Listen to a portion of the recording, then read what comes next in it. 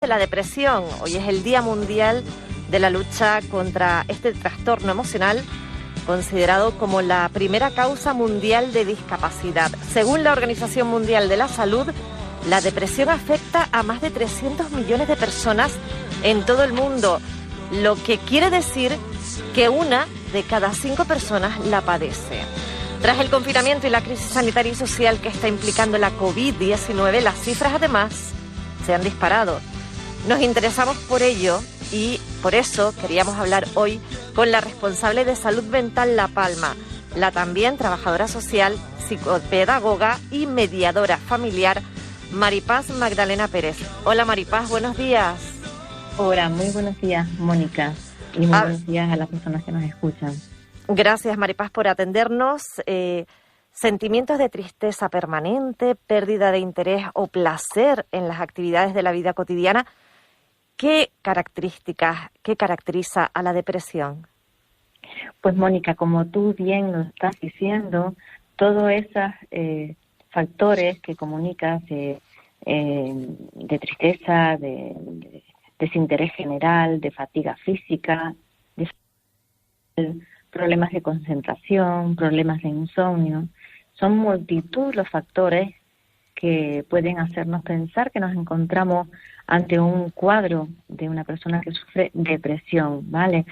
Que también, Mónica, nos encontramos mucho en nuestro día a día, coloquialmente, lo que se suele decir, bueno, es que tengo una depresión, hay que distinguir entre depresión y lo que es la tristeza, que es tan lícito tener tristeza como estar alegre, cualquier otra emoción o sentimiento. Pero cuando hablamos de depresión, Mónica, lo hacemos de una enfermedad, como bien has comentado, una enfermedad que afecta a 300 millones de personas en todo el mundo. Hablamos de la enfermedad silenciada, porque nos podríamos preguntar, Mónica, que por qué ante esas cifras, ante estas evidencias, que incluso son cifras y evidencias que van más allá, es decir, son cifras que se constatan que son personas con diagnóstico, pero que existen muchísimas más personas con depresión que no son diagnosticadas, es decir, se escapa del sistema. ¿Por qué? Porque son personas que se encuentran mal anímicamente y que sienten vergüenza ante otro de los grandes estigmas en salud mental, que es pensar que la depresión es muestra de debilidad, de desinterés, de flojera, etcétera, etcétera. Entonces son cifras que, aún siendo tan alarmantes, porque la realidad es otra distinta, aún hay más personas que padecen este problema, pues realmente es un problema que no está siendo de interés, que no está en las agendas políticas, que no está con una inversión sanitaria para frenarlo, para pararlo. Entonces nos podríamos preguntar qué ocurre aquí, porque es un poco contradictorio, ¿verdad, Mónica? Que cómo podemos ver campañas en otras enfermedades, que sí que también son todas importantes, desde que corra peligro la vida de una sola persona, debe ser prioritario, ¿verdad? Sanitariamente, psicosocialmente. Pero ¿por qué en salud mental no ha ocurrido y no está ocurriendo esto? ¿Por qué la inversión no se mejora y por qué no tomamos el punto de visión en lo que realmente está pasando a nivel mundial, en España, en Canarias y en la isla de La Palma? Porque si hablamos de factores estresantes que pueden incidir en problemas de salud mental, todos sabemos y conocemos lo que hemos vivido aquí en esta isla durante los últimos meses. Efectivamente. ¿Puede, por ir buscando esas respuestas a esas preguntas que acaba de formular, por ejemplo, el no conocer exactamente la diferencia entre lo que estoy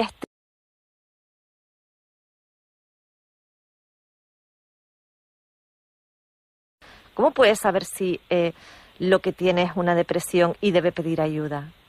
Sí, Mónica, creo que las personas sí que son conscientes de lo que les está ocurriendo. Luego existe muchísimos miedos, muchísimos estigmas, muchísimos tabús asociados.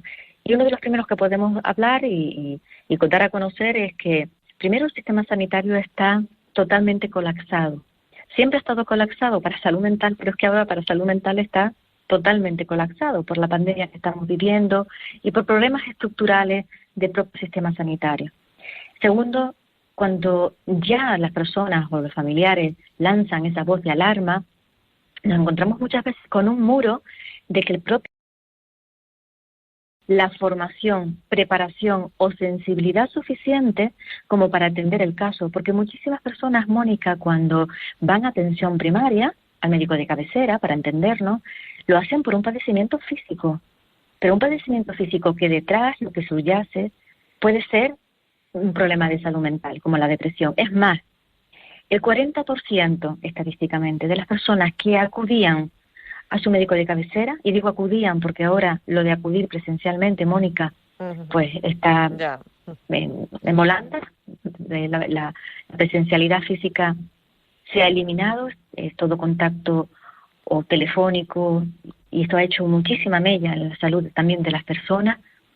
El 40%, como yo te decía, de esas visitas al médico de cabecera, las estadísticas nos dicen que lo hacen por un problema de salud mental, por un encontrarse mal, por problemas psicológicos que luego repercuten en un problema físico, ¿vale? Puede ser un dolor de estómago, dolor de cabeza permanente, puede ser un insomnio, lo hemos nombrado anteriormente, ¿verdad?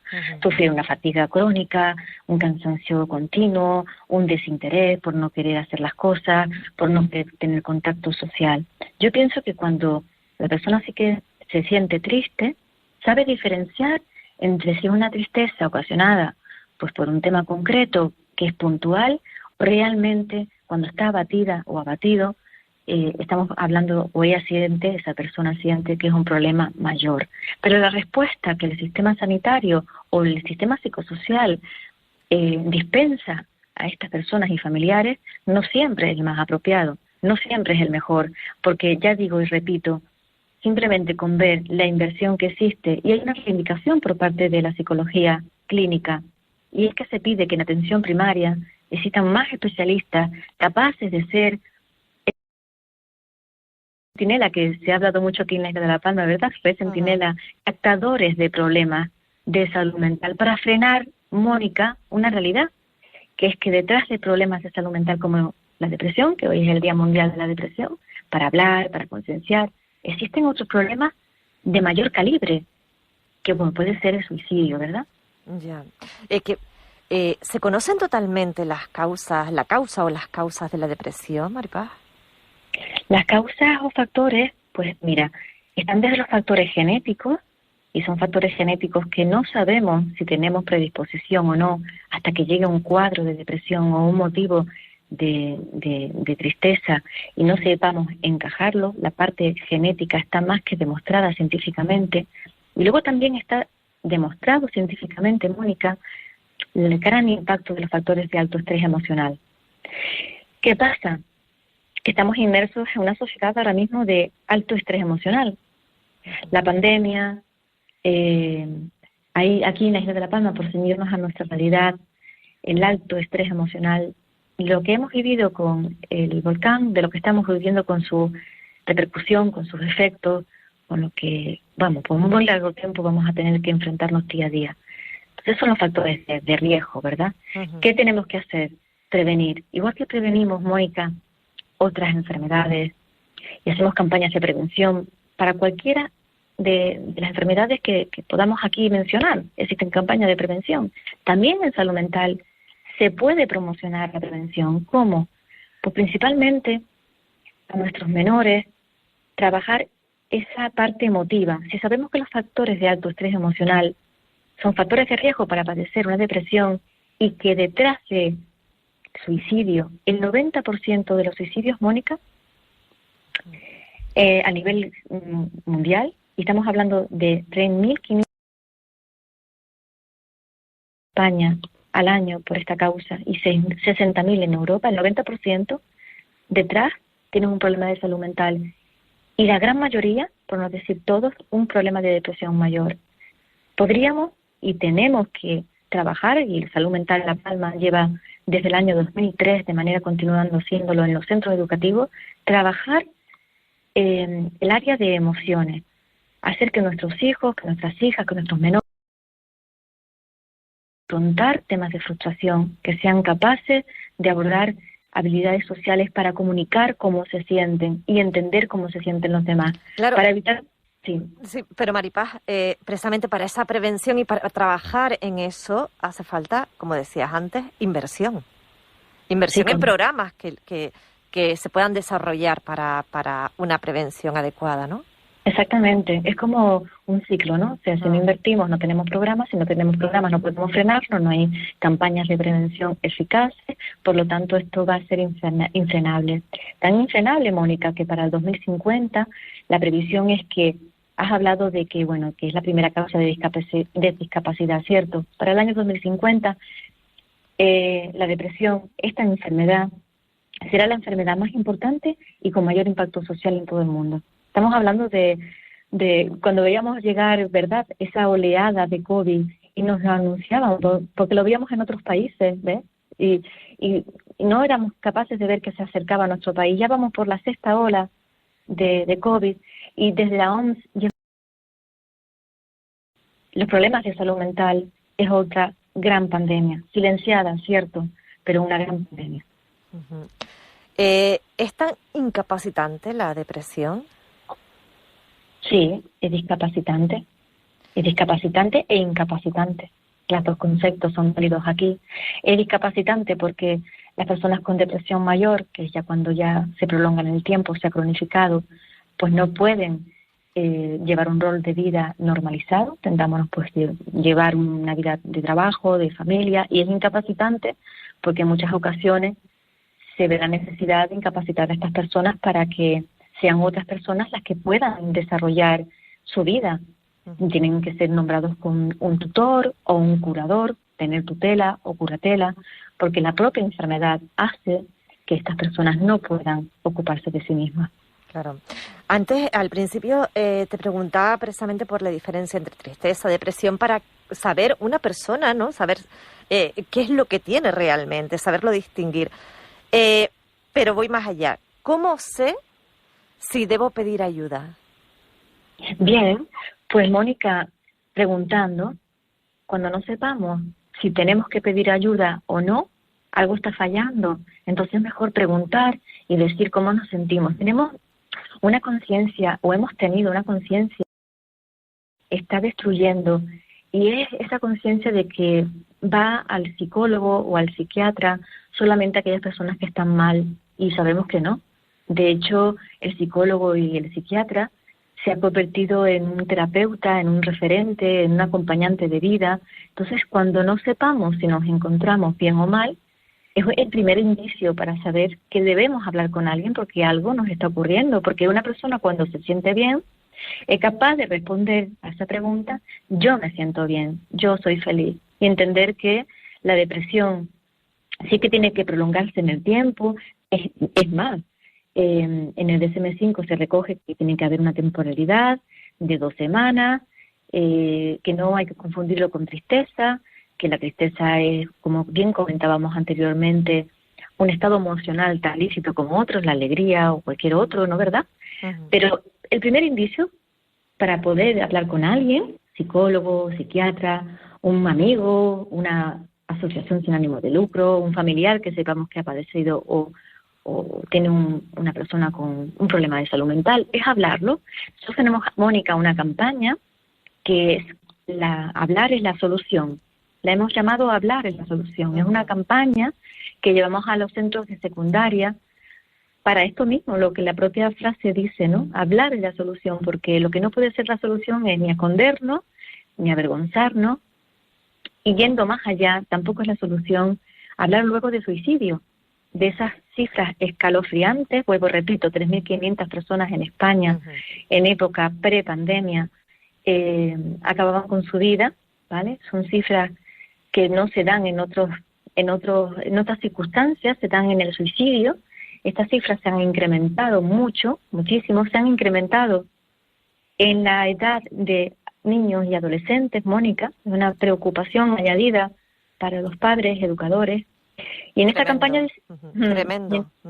tremendo. Y en esta campaña de Hablar es la solución, no hacemos otra cosa sino hablar con los jóvenes, ¿verdad?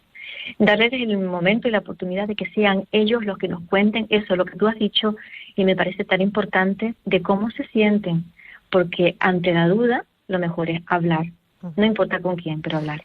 Y Maripaz, la otra parte que también es muy importante, yo sé que esa persona tiene depresión, quiero ayudar, pero no sé cómo. Y sobre todo, no sé qué palabras adecuadas decir, porque en eso han insistido mucho los expertos. ¿Qué es lo que se puede decir y qué es contraproducente decir? Sí, es verdad. Contraproducente es decir, ¿qué haces? Triste si tienes todo. Contraproducente es decir, ánimo, tú puedes. Contraproducente es decir, venga, anímate y sal de casa. Y lo correcto es decir, sé que lo estás pasando mal, ¿en qué puedo ayudarte? Conozco a alguien que puede ayudarte. ¿Quieres que te acompañe y pedimos ayuda? Mira, muchas veces, Mónica, cuando vemos a alguien que está triste en esta sociedad, ¿verdad? Que tú como comunicadora lo ves muy mucho, en las redes sociales, en los propios medios de comunicación, donde lo atrayente, la noticia es estar bien. O sea, lo importante es mostrar nuestra mejor versión, nuestra mejor cara, nuestra mejor sonrisa. Y todo esto, Mónica, muchas veces, pues no es real, es ficticio. No todo el mundo está alegre las 24 horas del día, ¿no? Las vidas son perfectas, ¿verdad? Uh-huh. Lo importante es saber que una persona cuando tiene un problema no puede, porque uno diga como un mecanismo de resorte, venga, tú puedes estar contenta, porque es lo mismo, Mónica, que si le dijésemos a alguien que va en silla de ruedas, por ejemplo, venga, tú puedes, levántate y sal caminando, o si van muletas con una limitación física. ¿Qué es lo que ocurre? Que en salud mental hay tanto estigma, hay tanta falta de sensibilidad, que si vemos a una persona en silla de ruedas sabemos que no puede caminar. Pero si vemos a una persona triste, Mónica, nuestra inercia también es porque no nos han educado, no nos están educando en otra cosa. Nuestra inercia es, venga, ánimo, tú puedes. Si tienes un coche, si tienes una casa, si tienes una familia, no es cuestión de tener, es cuestión de sentir. Maripaz, son palabras, Maripaz Magdalena Pérez, palabras importantes. Espero que con esta entrevista, con estas palabras que nos ha dejado, pues hayamos podido al menos clarificar algo de la depresión y poner nuestro granito de arena para que empujar un poco más, así, además lo decimos claramente, para que aumente esa inversión y se pueda trabajar en prevenir, ¿verdad? Sí, es importante la inversión y que los especialistas son los especialistas. Reivindicativamente, desde el Colegio de Psicología a nivel mundial se habla de que los especialistas deben estar en la atención primaria, es decir, que tanto se incremente la cantidad de psiquiatras y de psicólogos que están trabajando en atención primaria, porque desde luego y desde aquí hago un llamamiento para que se entienda que ningún médico de cabecera ahora mismo, ni con anterioridad, Mónica, pero ahora mismo está preparado, ni tiene las herramientas para esta ola distinta a la COVID. No estamos hablando de la sexta ola de COVID, estamos hablando de una ola, de una pandemia silenciada que es la depresión, atajarlo. O sea, no existe profesional que podamos decirle, ayúdenos con esta cuestión, porque es una ola imparable, que si no se invierte, que si no forma parte de esa agenda política, bueno, pues entonces no tenemos nada que hacer, nada que decir. Y es verdad, Mónica, lo que tú dices. Es imprescindible que se mejore la inversión para que los especialistas puedan ayudar a las familias a lo que se está viviendo en silencio. Cuando hablamos de las cuestiones de menores y de jóvenes, es una prioridad que necesita una intervención ya.